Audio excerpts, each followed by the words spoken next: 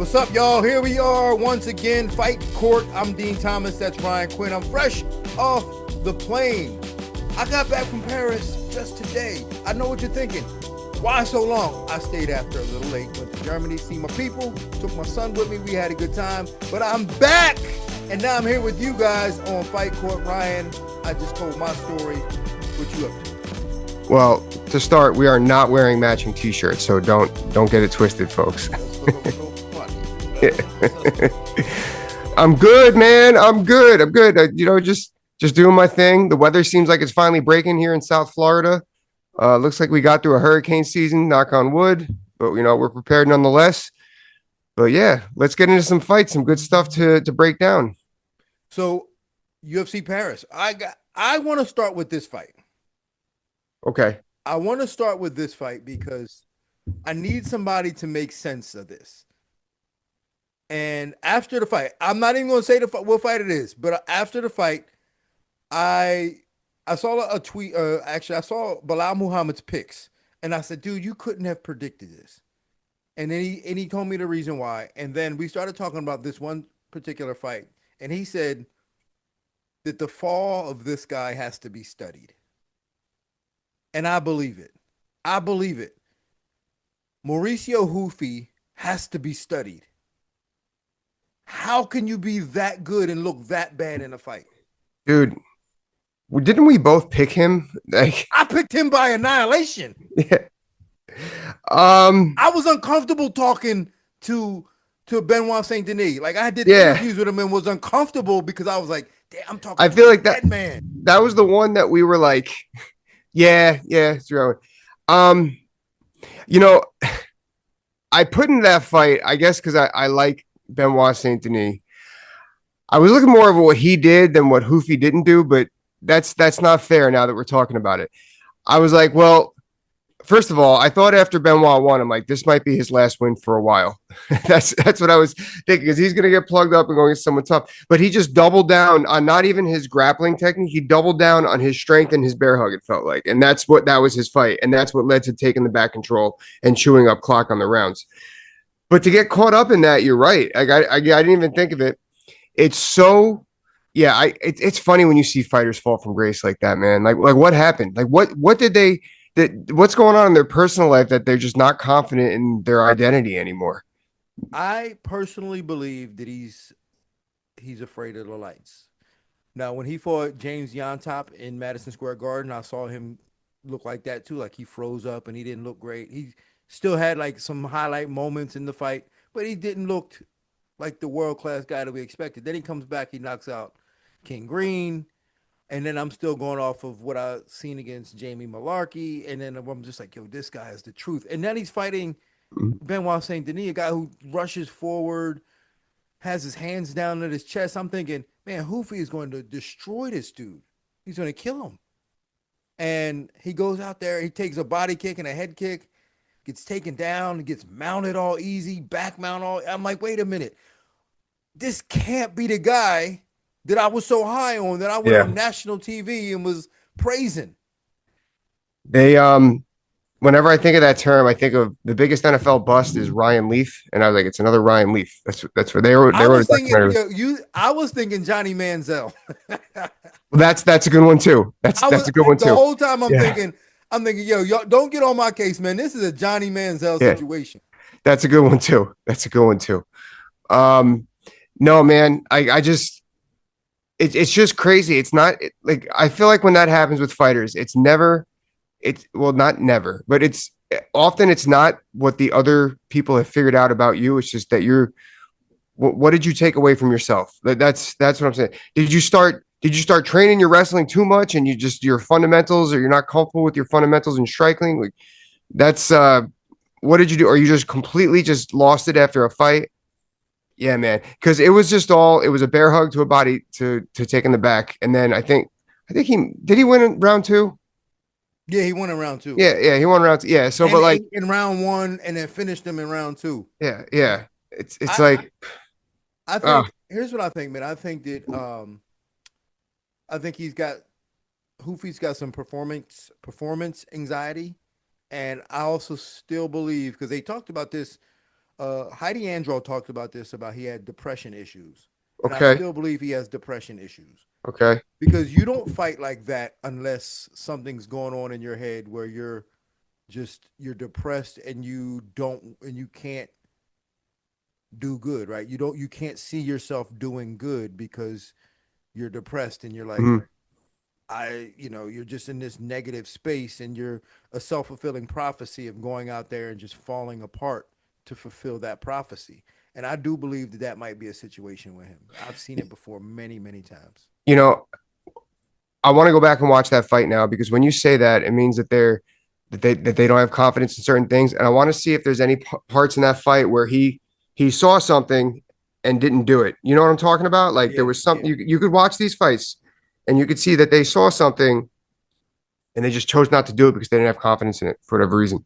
So yeah, I'd like to go back and watch that. And if that's the case, I hope that he gets his head right because he's a talented dude and he's got a high ceiling if he gets his head right. Well, Hoofy, get your head right, man, because I believed in you and I still think that you're super talented, but yeah, I'd be remiss and I'd be disappointed in myself if I didn't say that I was disappointed in you based on that performance. But moving along, the fight that we all need to talk about, the big one that we all watched was Caio Borralho against Nassourdine Imavov, and Nassourdine just put it on him, man. Just he did his thing, he put it on him, and Caio didn't have a lot of answers. Sean Strickland had an interesting tweet on X saying that he cut weight because he was down for he was the middleweight uh alternate, the title alternate, Yeah, and then I guess he put the weight back on and came down again, which is silly if that's the case. But overall, I don't think that was really it. Although that could be effective. I think that Nasruddin just did a really good job of not giving him openings and not giving him entrance.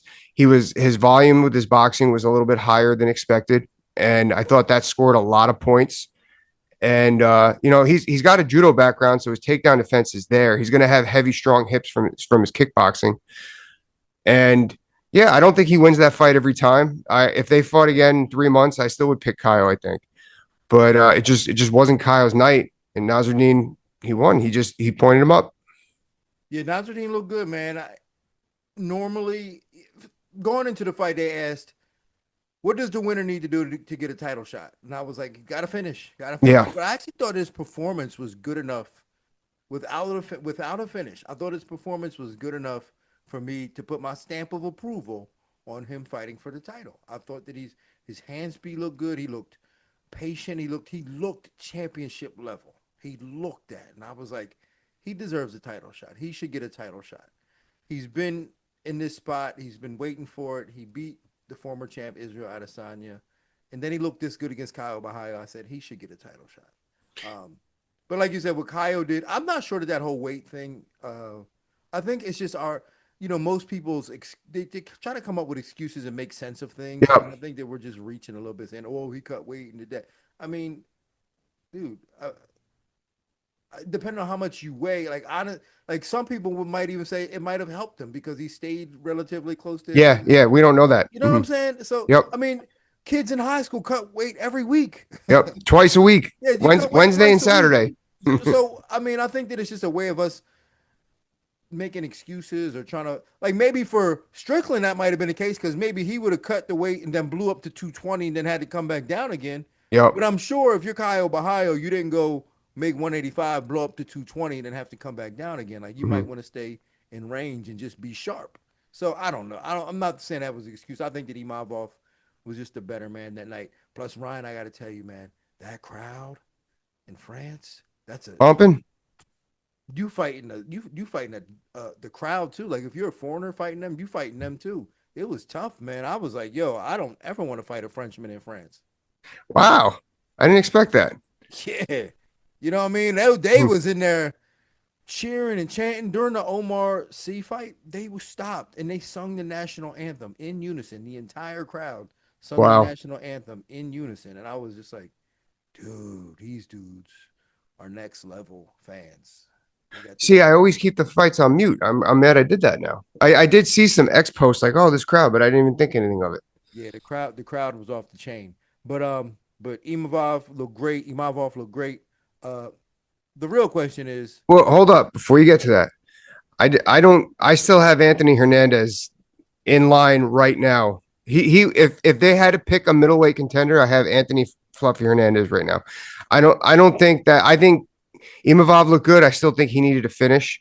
Um, and then Sean Strickland's fighting soon. Who's he is fighting? he? Yeah, isn't he fighting? Oh no, he got suspended. No, they had a book and then he got suspended. He's still So suspended. He's suspended still yeah, supporting Raja Jackson.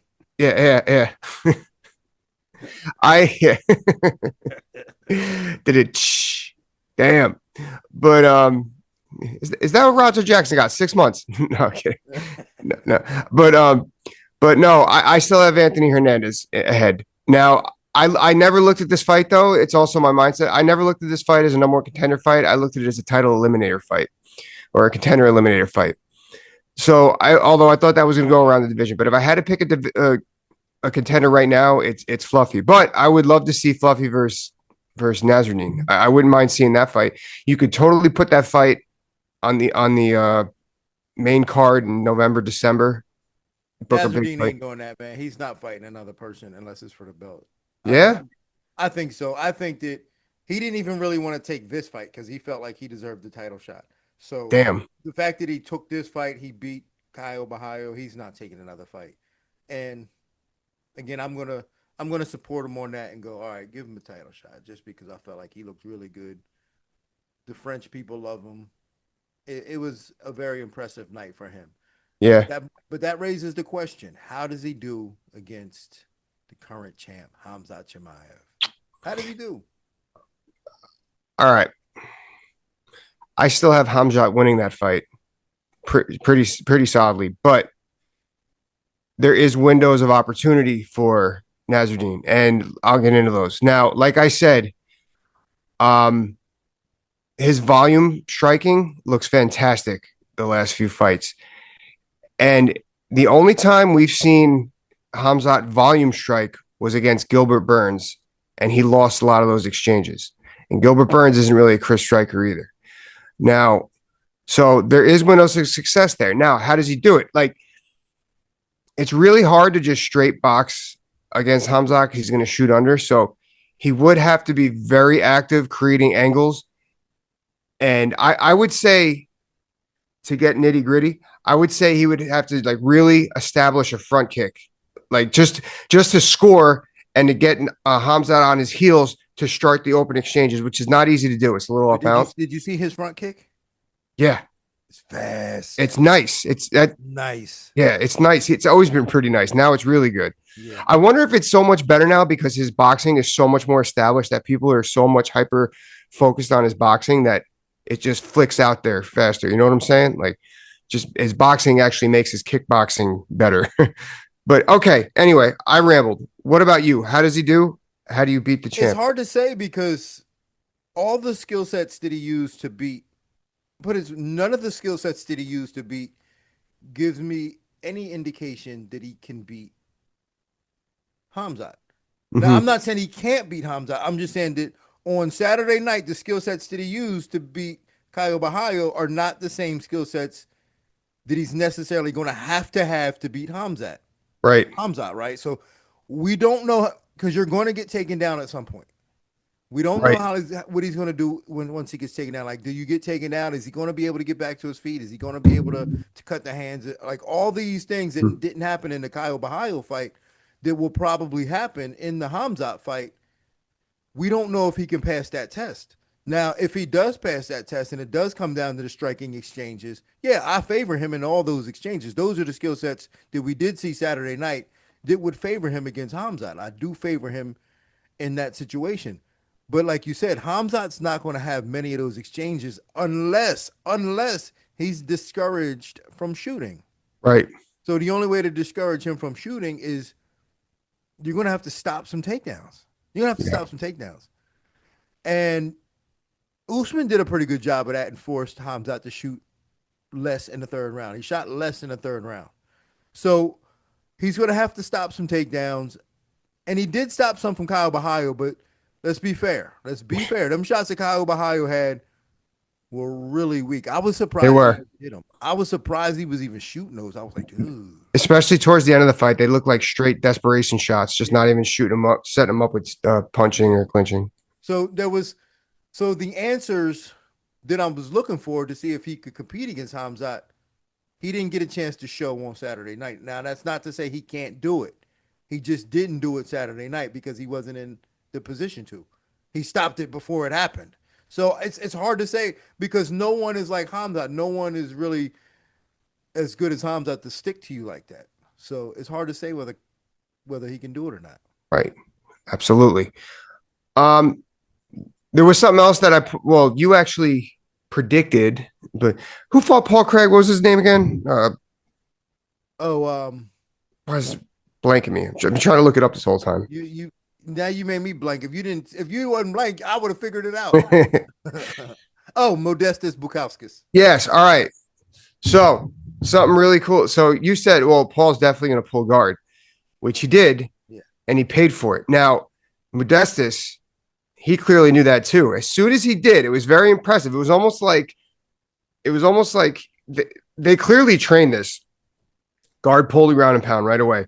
He looked very like George St. Pierre-esque when Craig pulled guard, the hips went in, the elbows went in, and then immediately started the corkscrew in the arms and punching, and then led to it was really beautiful. It was very subtle, but it really looked like textbook technical ground and pound that we haven't seen in a while. Actually, there was a lot of good ground and pound the other night. Sam Hughes had some great ground and pound. There was a lot of good ground and pound the other night.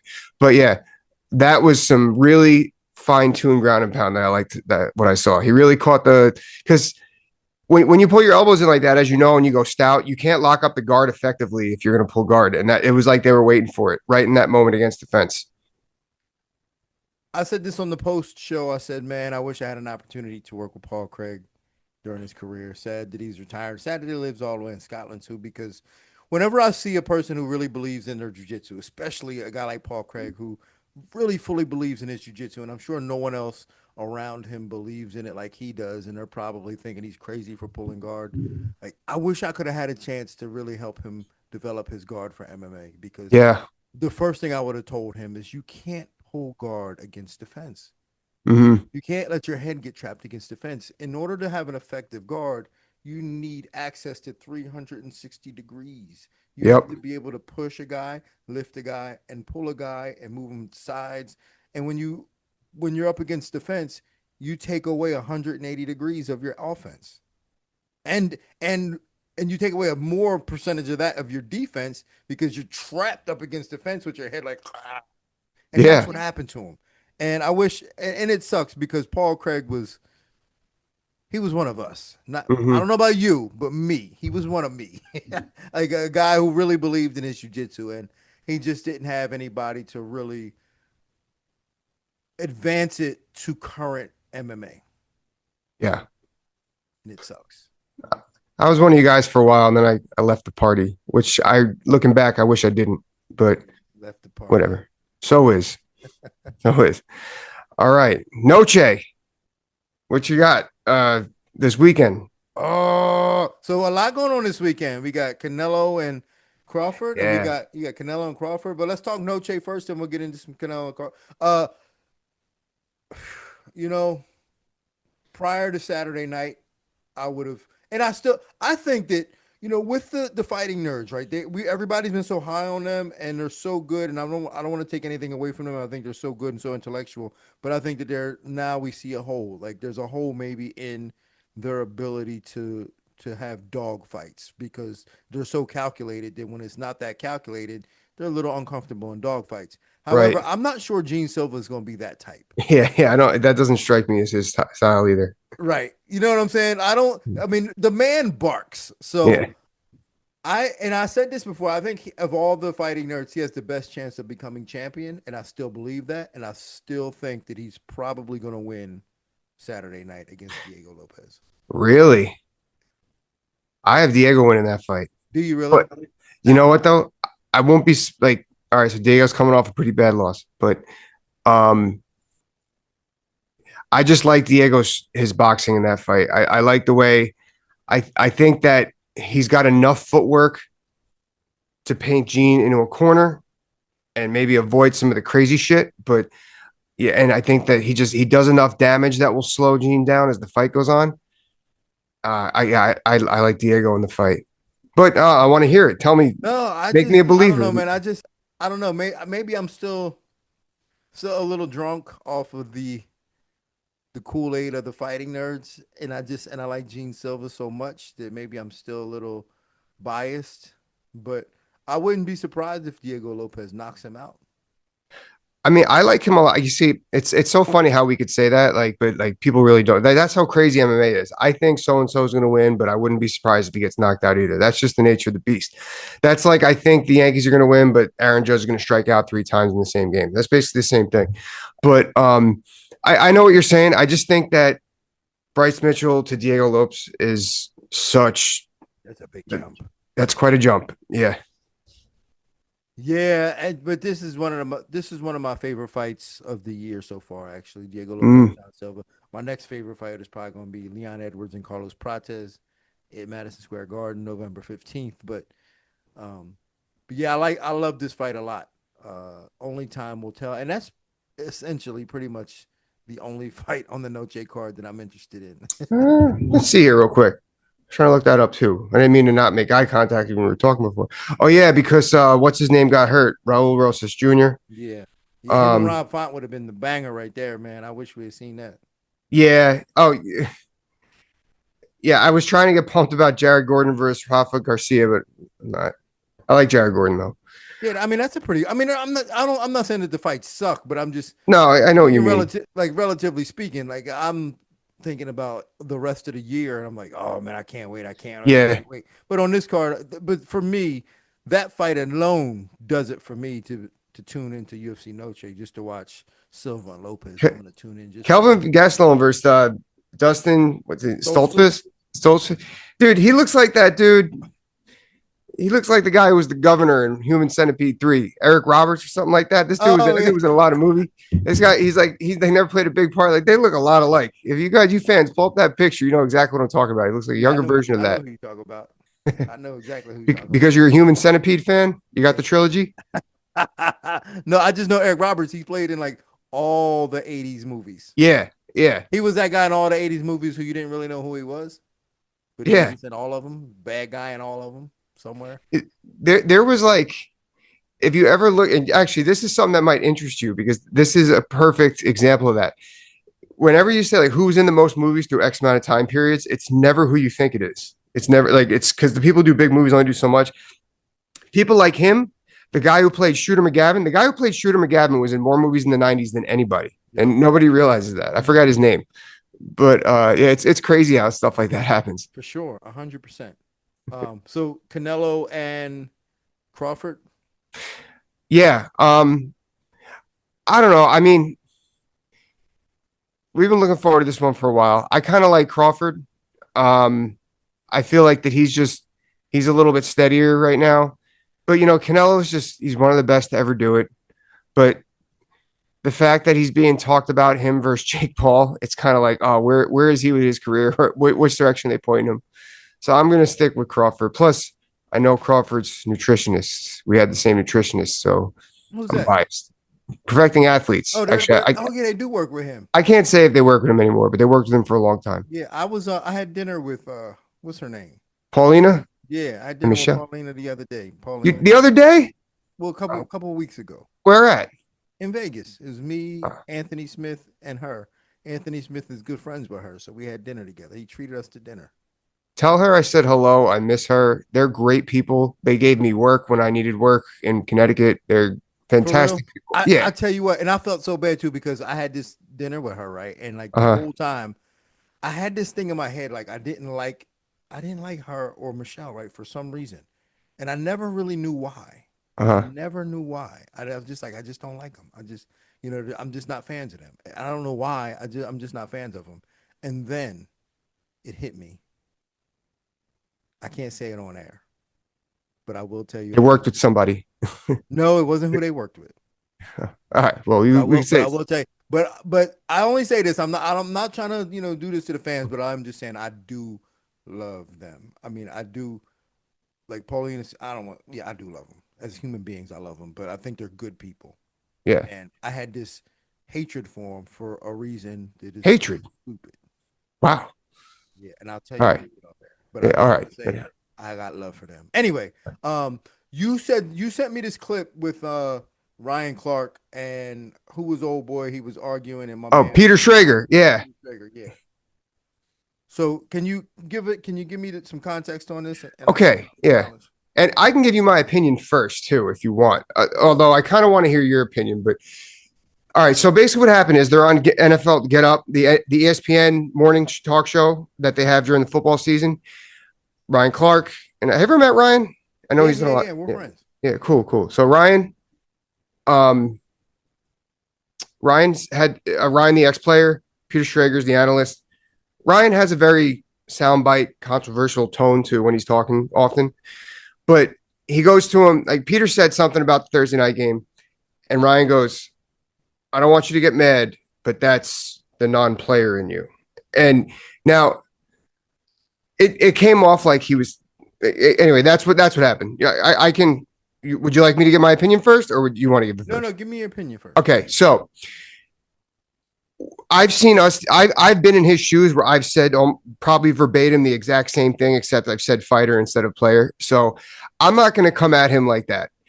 I think that there's certain things that we know when we see in live action that people don't, as athletes, as fighters, whatever the case. However, given the setting, it's a debate show, it's a talk show.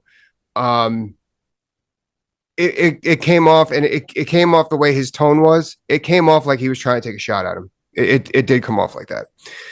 But that being said, I'm not going to completely fry him because it's really tough listening to people who haven't done what we've done. And like I said, this is why I feel it was taking a shot on because the platform they were on, it's different. It wasn't like they're out at a bar and some guy came up to them. But it's really tough listening to people talk to you about the craft that you've worked on your whole life, so hard, sacrificed, and then they give some opinion that just comes off as ignorant. But given the situation, I think that he should have taken the high road. What's your take? All right. So my whole thing about the doers and then the watchers is like this: is that all right? When we're especially for MMA guys, because especially with MMA guys who normally come from a background of we got into MMA. A lot of MMA guys, not most, or I will just say a lot, just for the sake of argument. I'll say a lot of MMA guys got into MMA because they failed at something else, Yes. right? A lot of MMA got, and I didn't because I didn't even start anything else. So I I didn't did. fail in it because I didn't start I failed. anything else. But a lot of MMA guys got into it because they failed at something else. So it became so MMA to a lot of people is our thing. It's Yeah. our thing. And then it's difficult to do and it's hard and which I have my own opinions on anyway, but for the sake of argument, I'll say it's very difficult, it's very hard. So when we have our thing, the thing that we're finally good at, and then we get other people to go to try to tell us how to do it, it's a bit disrespectful. It's And it we take is. it, It's and we it's take it, unnerving. yeah, we take it extra personally, Mhm. right? Because this is supposed to be our thing. And how dare you, who've never done it before, say something about our thing and remind me that I'm a loser because I had to get into this because I failed at something else.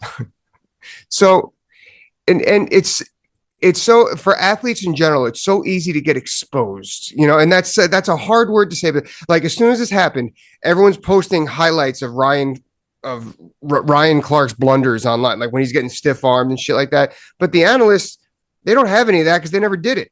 Right, So for it's sure, like for sure. You never you, so go but go go pull up an argument that they lost. No one's gonna find that. so NFL's a little different because NFL players, like if you made it to the NFL, you are automatically Mhm. considered elite because that's your thing, but not Yeah. because you failed at something else, but because you were great. You were better than everybody at your position and probably every other position on the field since you were 8 years Yeah. old and you were the best at it. So how dare somebody tell me like I've been the best at this game since I was 8 years old? How dare you tell me something different? So, and I get it. I get where the ego comes from both perspectives, from an MMA perspective and an NFL perspective. Same ego, but for different reasons. Now the question is, are people who've never done it before allowed to chime in? I would say sometimes, because sometimes things might be relevant. Sometimes Yep. they may have an opinion on something that makes sense. And it may make sense for them the same way, the same way me standing in the tunnel about to walk out to a fight is a different experience that you would have in the tunnel about to walk out to a fight. The same way someone who never experienced it might have a theory of what it feels like to walk out to a fight. So all those experiences might be different based on your background, whether you've done it or haven't done it, based on whether you can imagine it or haven't imagined it. So was the dude right for his having an opinion? I think he might be. I don't know exactly what his opinion was, but I can Yeah, see that gets why lost in the Ryan. whole thing. What's that? That gets lost in the whole thing. It was about Right. how the wide receivers played the night before, but yeah. Right. So for sure, but it probably gets lost in the whole thing, but it shouldn't because everything is contextual. Like what his opinion was might have been very relevant because it might have made sense. Like for instance, like Eric Nixon can say something about MMA fighting. He's never fought before, but I'm going to listen when he says it Yep. because he's super smart and knows MMA. He's never fought before, but I'm going to listen to him when he tells me something. Um, and ESPN hired this guy for a reason to be an anchor. So clearly he knows something or he wrote about the sport at somewhere, like so I just I feel like whenever someone gives me their opinion on something and they come across like they know it more than me, granted, you can't really walk away in a sports talk situation, but it's like, yeah, I walk away from it, but I don't dismiss it either. Kind of like what you're saying. They're supporting the sport. They're passionate about it so I could listen to them, but I'm not going to listen to somebody tell me how I should have done something though. I think that's Yeah. So something again, else. there's different ways, but you never Yeah. know, man. Maybe somebody who studies the sport, right, saw Mhm. your fight and was like, man, if you doubled up on that jab, you might have got a little closer in for the right hand, and you might have hit him with the right hand. Now, are you going to dismiss that because he's never done it before? No. He might be completely fucking right. Yeah. He might Yeah. be right. You're like, yo, you're right, Mm. man. I should have doubled up on the jab. Good idea. Why did I think of that? But you can't just dismiss it because he's never done it before. Now, the reason why I always say Ryan Clark has a controversial tone because I remember when he first came to ESPN, and the first thing he did was take a shot at Stephen A. Smith and Stephen A.'s hairline. It was kind of messed up. It was a while ago, but it was I was like, man, this guy he really likes it. But now on the flip side of people who don't know, like we're coming across in a positive notion right now. We're coming across that people come up to you and they want to add to it. But then there's people like I used to watch First Take all the time when I was training because we didn't train till like 11, 12 o'clock. First Take was on at 10. I remember Skip Bayless would attack like players that came on, attack coaches. I remember there was this one NFL coach that was on. He said, why would I listen to you, a coach that was fired twice from their position? He said that on air to the guy. Oof. And the guy goes, well, at least I was a coach twice. But people like that, I'm gonna put my thumb over all day. Yeah, for Yeah. sure. No doubt, man. Like if you come at me with something in a respectful way, that means you probably thought about it, and I'm gonna listen. And it might be valid or it might be full of shit, but I'll listen. Yeah. And I'm not gonna be fully negative because you've never done it before. Because again, like my experiences as a fighter are completely different from your experiences as a fighter. Mhm. And there's probably some crossover, but then there might not be any crossover. So if I listen to your advice on something, even though you did it and it might not be all that closely related to what I've done, I can listen to somebody else who may have never done it before. Right. So with that being said, we did it. We got another episode out. I told you we didn't have the same shirt. It's not the same shirt. All right, Ryan. I know, man. I see you yawning. Let me get you out of here, man. I've bored you enough to get you out of here. Oh, We'll be back best time next of the week, week. y'all. So make sure y'all tune in. We'll be back next week. If you enjoyed the show, hit like, share, and subscribe. Tell your friends. And on that note, this court is adjourned.